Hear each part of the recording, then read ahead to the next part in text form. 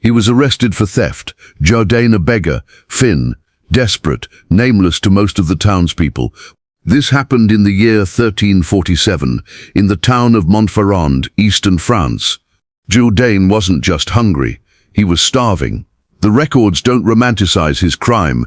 They don't mention a crying family, a noble cause, or anything that would soften the story. He stole a single loaf of bread from a merchant's stall during market day. He was caught before he could take a bite. This wasn't unusual. Food theft in the 14th century was rampant. Starvation wasn't just a fear, it was normal. Medieval Europe was coming off the heels of the Great Famine.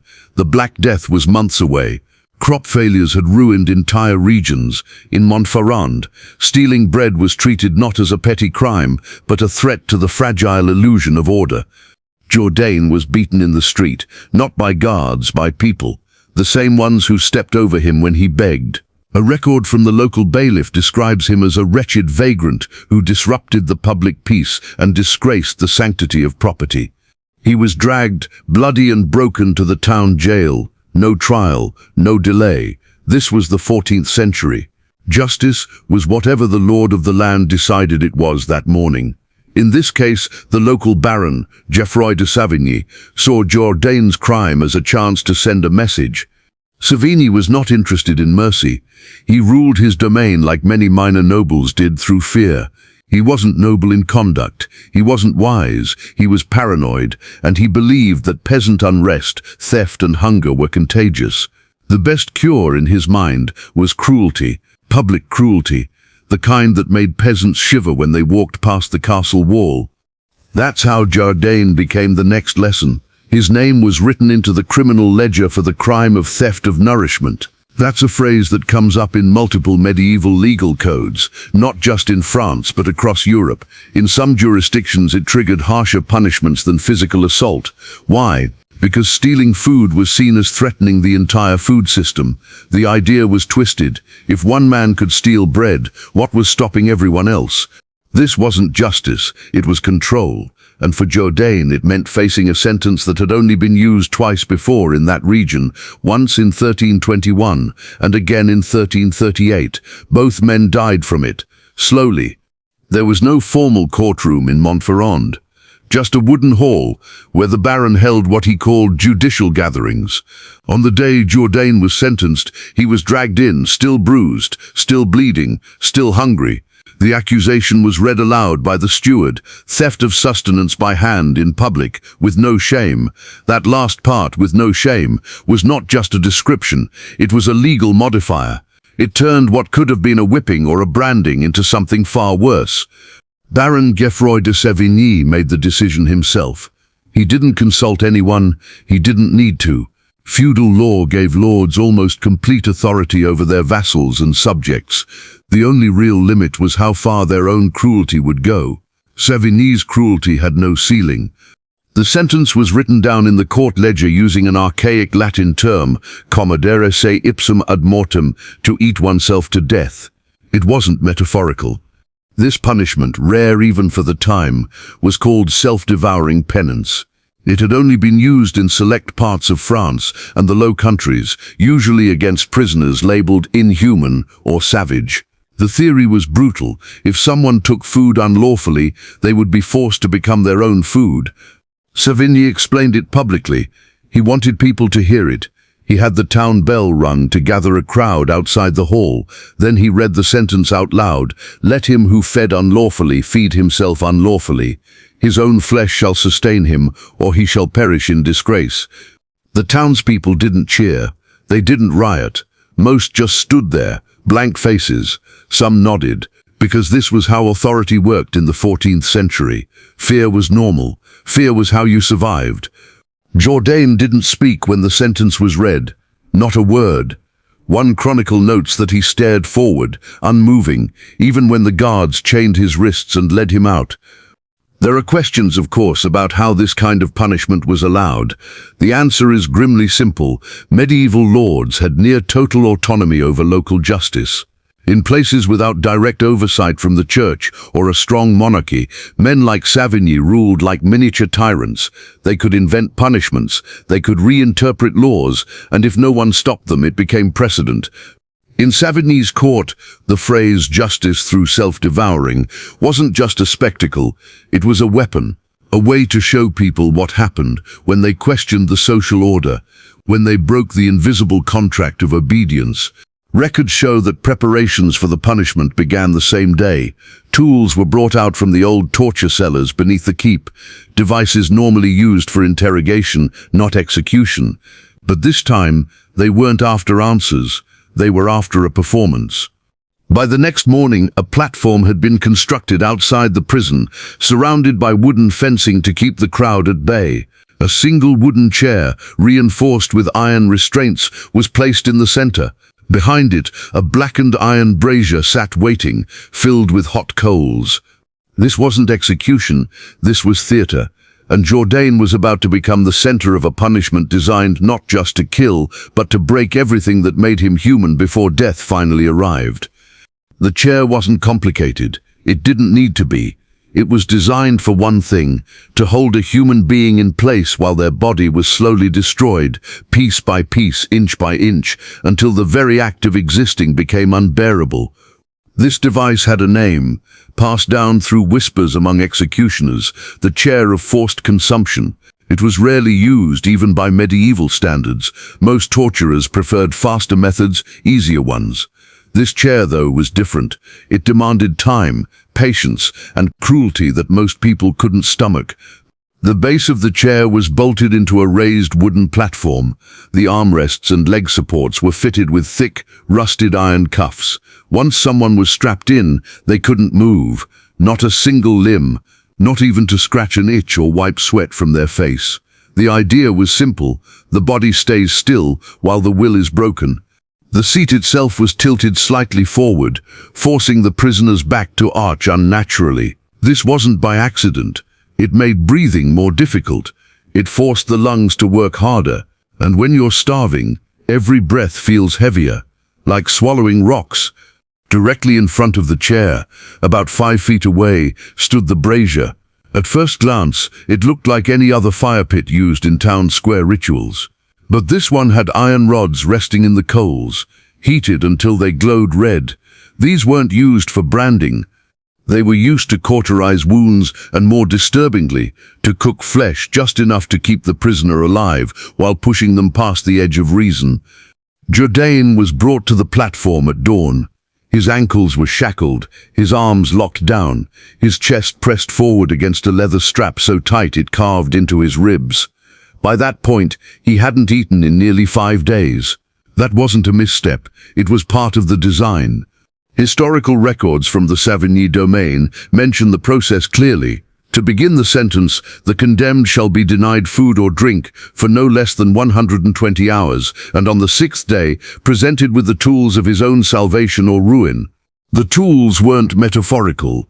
The tormentors placed a small, curved blade in his hand, just within his grip. His hand was loosely shackled at the wrist, giving him one option: cut himself. The blade was dull, not enough to slice deep, just enough to tear flesh.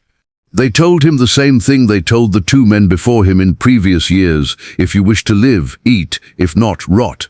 The crowd wasn't massive, maybe 50 people, commoners mostly, forced to watch. These weren't bloodthirsty mobs, they were afraid. Watching was mandatory. Punishment wasn't just for the victim, it was for the people who saw it and carried the memory home. An executioner stood nearby, not to end the suffering, but to keep it going. His job was to reheat the iron rods, apply them to open wounds if Jordane passed out, and ensure he remained conscious. That's how the sentence began, with a starving man, strapped to a chair, holding a blade, and hearing the voice of the man who ordered his fate say, "Let his hunger consume what his hands have stolen. Let his flesh feed what his soul has corrupted." What followed would be burned into the minds of those villagers forever. It was not a clean death. It was not a quick one. It was a lesson carved into living flesh. By the time Jordane was locked into that chair, his body was already breaking down. 5 days without food isn't just hunger, it's pain layered on pain. The stomach stops growling, the body starts eating itself. Muscles ache, vision blurs, thoughts scatter. Jordane couldn't even stand on his own when they brought him out. He collapsed twice on the steps. They tied a rope under his arms and dragged him the rest of the way. They did this on purpose. Medieval torturers knew the body. Not in a scientific way, but they understood what desperation looked like. They knew that real suffering didn't start with the blade. It started with need, a level of need so overwhelming, so primal, that it stripped away reason and left only instinct. That's where they wanted him, not afraid of pain, desperate to survive.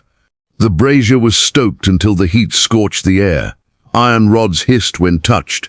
The smell of burned wood mixed with something else, meat, because Jordane had already begun to cut. Historical records are sparse on how much a man could eat of himself, but this method had been used before. In Ghent, in 1319, a man survived for 3 days by carving flesh from his thighs and chest. He screamed through all of it. They kept him conscious by forcing vinegar-soaked cloths into his nose. In some variations, torturers even fed victims slivers of their own flesh directly, chewed and spit back into their mouths if they refused. In Jordane's case, the method was subtler. They didn't feed him, they waited. He took the blade shaking weak, barely able to grip it, and dragged it across his forearm. Not deeply, not enough to bleed out, just enough to expose raw flesh. Then, with trembling hands, he brought it to his mouth. He gagged the first time. The second time, he bit down. The executioner kept notes. That's how we know this happened. A fragment survives in the Montand ledger. At the second hour after sunrise, the condemned began to consume his own forearm. He wept. He did not cry out. The crowd turned their faces. It was too much for some. At least 6 people fainted. 1 woman vomited. A child had to be carried away. The town scribe recorded that the watchers prayed for his death more than he did. But that wasn't the point. Death wasn't supposed to come quickly. If he stopped, if he refused, they'd use the irons. They didn't warn him. They didn't need to. The glowing rods were inches from his chest, a silent promise. When he paused, the executioner stepped forward and pressed one against his thigh. Not enough to kill, just enough to sear nerves awake. The message was clear: keep going or burn. And so he did. Piece by piece, bite by bite, his mouth blistered, his tongue swelled, his lips cracked open. He began to sweat uncontrollably, his body trying to reject what it had become, a predator to itself. This wasn't madness, it was deliberate madness. That's the core of this punishment. Forced self-cannibalism wasn't just physical torture, it was mental obliteration. It asked a man to break the most basic law of nature: protect your body. It turned survival into shame. It forced a person to participate in their own undoing. There was no mercy, no point where someone stepped in and said enough. He was the executioner, he was the victim, he was the feast. And they all watched. Not to learn anything, not to understand. Just to remember what happened when the poor reached for food they weren't allowed to have. By the second day, the wound on Jordane's arm had blackened. Infection had already begun, but they weren't finished, not even close. When he stopped chewing, when the pain overwhelmed his hunger, they dragged a red-hot rod across his chest to jolt him back. Not to kill, just to keep him conscious, awake enough to continue. That was their rule. The condemned must participate in his punishment. This was no accident. Medieval torture was built on procedure. There were men trained to do this. They didn't work in shadows, they worked in plain sight. Men called official tormentors were on noble payrolls across Europe.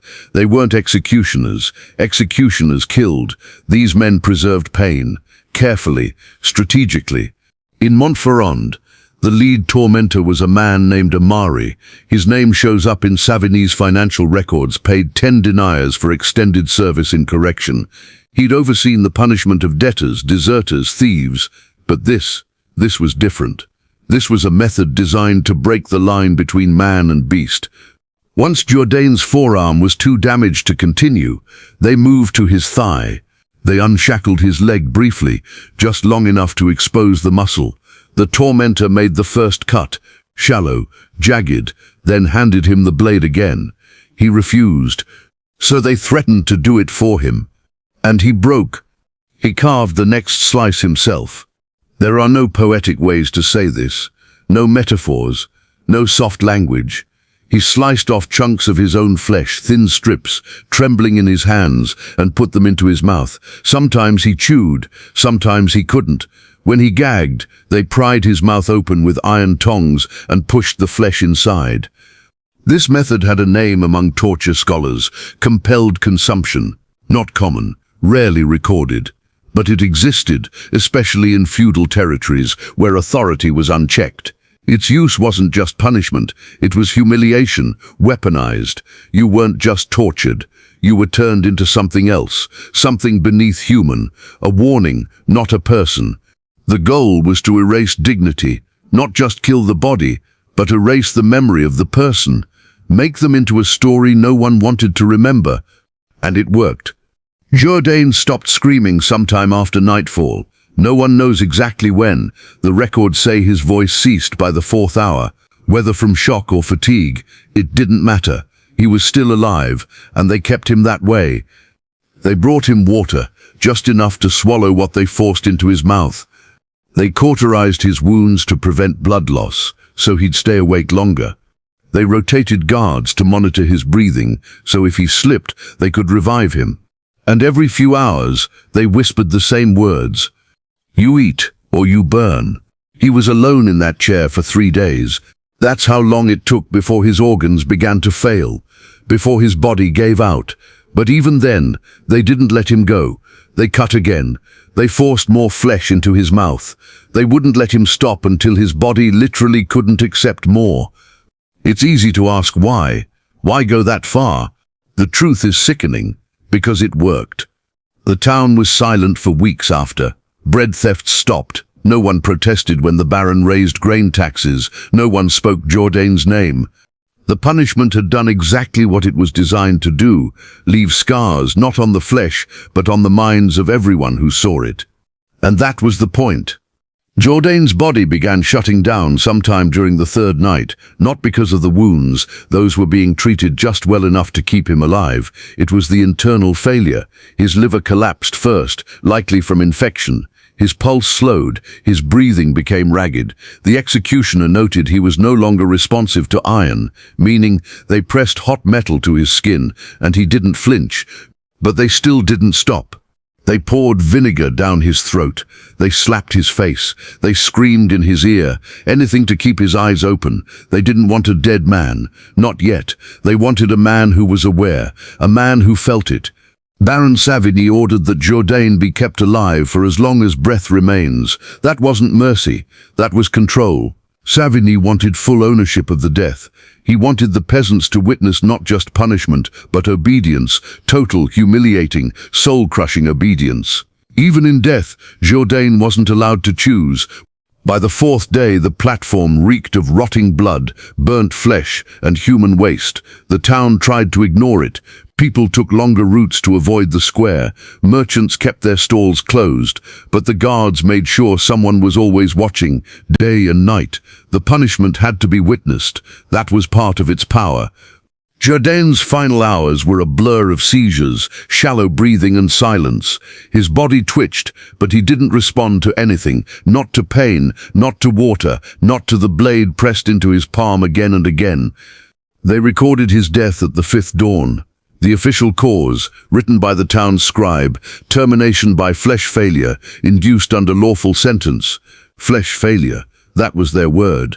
No mention of the hunger, no mention of the force-fed wounds, just a cold, bureaucratic phrase designed to erase the horror. But it didn't erase it. The platform wasn't immediately taken down. His body sat there, slumped in the chair, for nearly 12 hours before they finally removed it. When they did, it fell apart. Literally, his leg detached.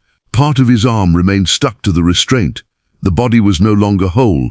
It hadn't been for days. They wrapped him in burlap, not for respect, for convenience. They dumped what was left in a ditch outside the town's northern wall. No coffin, no grave marker, just a pit, covered in ash. Dogs found it within a week. And still, No one spoke. Not in church, not in the fields, not in the taverns. Because this wasn't just about one man. It was a warning, and it worked. People remembered that chair. They remembered the smell. They remembered the sounds, the wet chewing, the iron hiss, the screams that never seemed to stop. And they remembered that even when Jordane was nearly dead, they still pushed him further. This wasn't justice. It was domination. Medieval punishments weren't designed to fit the crime. They were designed to keep people in line. They made examples. They broke people so thoroughly that even whispering about the crime became taboo. And Jordane, he became that silence. He was the cautionary tale no one dared repeat, because everyone in Montferrand knew the truth, even if they never said it out loud. If they could do that to him for stealing a loaf of bread, they could do it to anyone. After Jordane's death, the square where the punishment happened was scrubbed, but not thoroughly. The wooden platform remained stained. Blood had soaked into the grain. Flies buzzed in the summer heat. Bits of skin clung to the edges of the restraints. The smell, according to one of the town's later chronicles, lingered for 8 days and nights, despite lime and ash. But no one complained. No one asked questions. The village priest gave no sermon. No public prayers were offered. No burial rites. Because to do so would have meant acknowledging what happened, and that could be seen as sympathy. And in Montferrand, sympathy was dangerous. It marked you, it made you visible. The baker who lost the loaf of bread was reportedly given 3 silver coins by the baron's steward, a reward. He didn't ask for it. According to the ledger, he left town within the week, never returned. The children who witnessed it grew up differently. A few decades later, a visiting Franciscan friar noted that the town bore the quietness of a people deeply afraid. No laughter in the streets, no singing in the markets.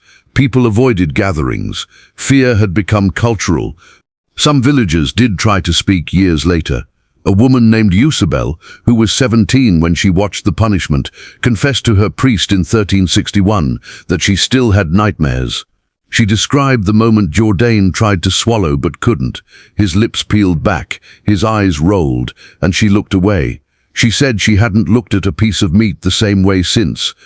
But even her confession had to be whispered, because despite the years, the fear hadn't gone. The message had landed. Savigny's punishment had worked exactly as he wanted. Not just physically, but psychologically. It rewrote what justice meant, what power looked like, what people could live with. And that's the part of this story most people miss. The torture didn't end when Jordane died. It continued in the minds of everyone who saw it. Everyone who stayed quiet. Everyone who passed that empty square and looked away. That's how these punishments worked.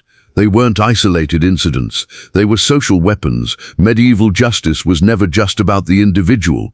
It was about memory. About shaping behavior through fear. You make one man suffer so deeply, so visibly, that everyone else imagines it happening to them and changes how they live. And it wasn't just Montferrand. The punishment spread. In 1352, a similar method was used in parts of Burgundy, documented by a monk who described a man forced to eat of himself until death made it merciful. In 1379, a Flemish rebel leader was captured and subjected to what chronicles called self-reduction, and in 1390, an accused sorcerer in Brabant was made to consume pieces of his own burned flesh after a failed confession. Each time, the result was the same: silence, obedience, a frightened population with no appetite for resistance. What Jordane endured wasn't an isolated horror. It was part of a system, one built on terror, reinforced by spectacle, and upheld by a culture that valued order over mercy. And the people, they lived with it. Because when the price of speaking up is watching your own body turn into your last meal, most people decide it's safer to stay quiet.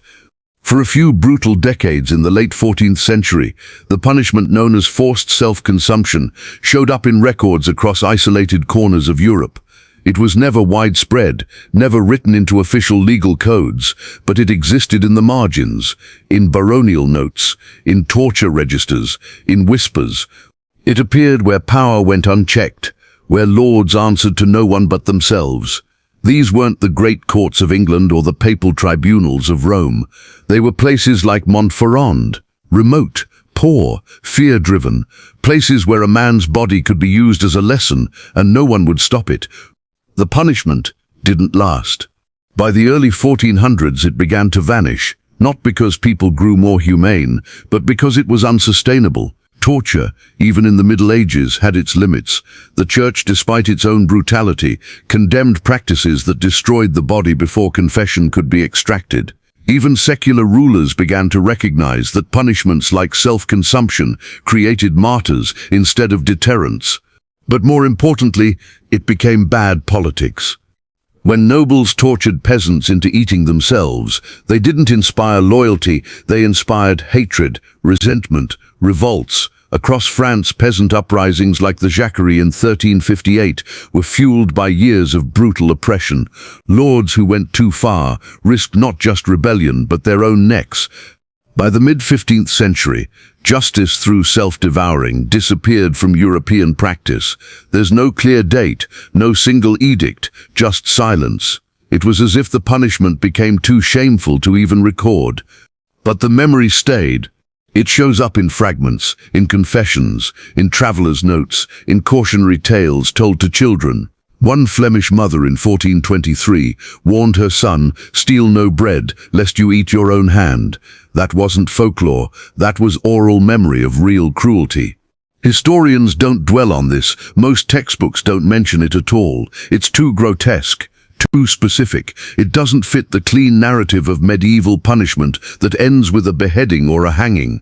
But it mattered. Because what Jordane went through, what men like him were subjected to, wasn't just cruelty. It was a reflection of how power operates when no one is watching, when law becomes a tool, not of justice, but of fear, when human dignity becomes expendable in the name of control. This punishment wasn't about the crime, it was about obedience. Jordane didn't die because he stole. He died because he embarrassed a baron who needed to remind everyone who was in charge. And centuries later, we still feel the impact of that logic.